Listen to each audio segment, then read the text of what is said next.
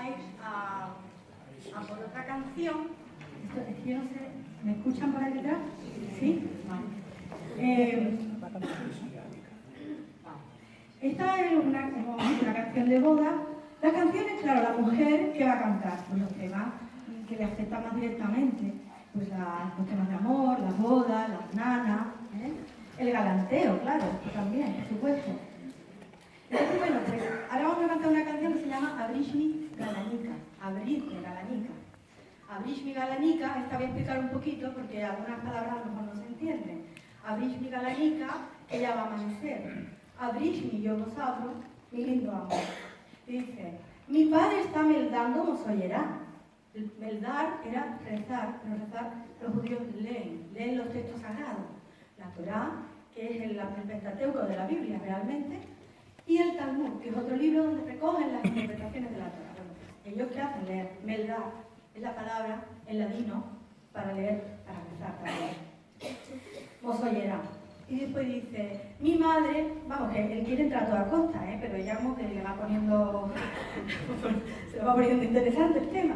Entonces dice, mi madre está cosiendo, mosoyerá. Y él dice, perderle la agujita, perderle la agujita, así se dormirá, así se echará. Y ya por último le dice ella, pues mi hermano está escribiendo, mosoyerá. Y él dice, perderle la pendolica, la pluma, así se dormirá. ¿Vale? Vamos a ver esto de esto para acá.